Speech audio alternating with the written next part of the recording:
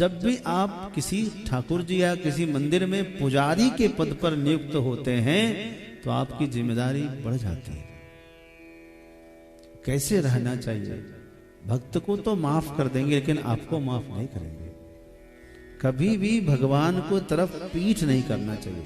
पुजारियों की सबसे बड़ी समस्या यही है, यजमान को प्रसाद देने के लिए पीठ करनी ही पड़ती है। तो उसके लिए क्या करना चाहिए? थोड़ा सी साइड में अपना आसन लगाना चाहिए, बिल्कुल भगवान के बराबर में नहीं। और बस भगवान की नजर भी नहीं पड़नी चाहिए कि आप किसी को आशीर्वाद दे रहे हैं। जैसे भगवान यहां है तो मैं थोड़ा सा हट के, भगवान की तरफ पीठ नहीं होनी चाहिए। बस यही एक कमी है जिसकी वजह से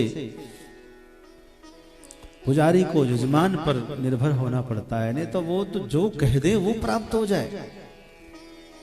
कल हमसे पूछ रहे थे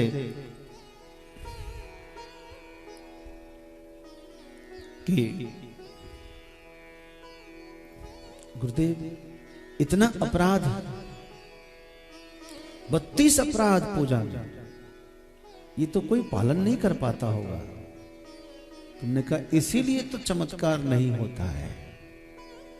हम अपने घर में ठाकुर जी रखे हैं, लड्डू गोपाल रखे हैं, शालिग्राम रखे हैं, नर्मदेश्वर शिवलिंग रखे हैं, लेकिन हम नियमों का पालन नहीं कर रहे हैं, अपराध हो रहा है।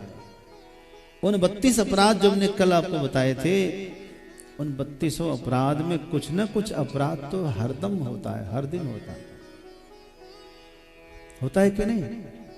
जैसे भगवान के समक्ष ऊंची आवाज में बात करना, भगवान के समक्ष कुछ भी खाना, भगवान के समक्ष जूता चप्पल लेकर गुजर जाना, भगवान के सामने से बार बार गुजरना और नमस्कार न करना।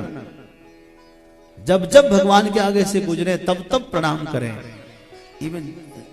इवन परिक्रमा कर रहे हैं तब भी आप बार बार नमस्कार करें और वहां एक क्षण के लिए रुकें। बहुत से अपराध हैं। भगवान के समक्ष किसी को आशीर्वाद ना दें, भगवान के समक्ष किसी को प्रणाम ना करें। हाँ, गुरुदेव को छोड़कर यदि गुरुदेव आए हैं तो आप उनको दंडवत प्रणाम कर सकते हैं। कुशल क्षेम, भगवान के सामने किसी को कुशल क्षेम आप नहीं पूछ सकते, लेकिन यहाँ पूछते हैं कि नहीं पूछते? भगवान के सामने ही किसी की निंदा भी कर लेते हैं, किसी की बुराई भी कर लेते हैं। किसी भी देवी देवता की निंदा करना,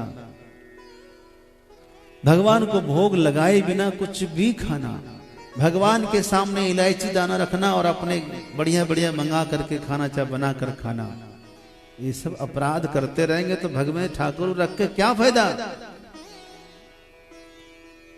यदि आप ठाकुर को सम्मान नहीं कर सकते हैं तो उन ठाकुर से आपको कुछ भी होने वाला नहीं है। एकदम उनको जीवंत जिस दिन मान लेंगे ना, उसी दिन आपका भला होना शुरू हो जाएगा।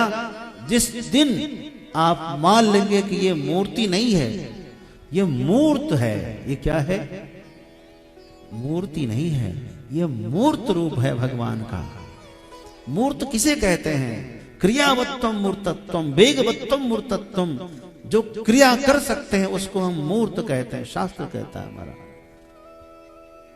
जो चल सकते हैं, जो बातें कर सकते हैं, जो हमारा कल्याण कर सकते हैं, उसे मूर्त कहते हैं। आज से आप संकल्प लें कि हम किसी भी मूर्ति को मूर्ति नहीं कहेंगे, हम उसमें मूर्त रूप से भगवान को देखेंगे। आप देखिए, आपके रोंगटे खड़े होंगे जब जब दर्शन करेंगे। आप भावुक हो जाएंगे, रोम रोम पुलकित हो जाएंगे, नयन सजल हो जाएंगे।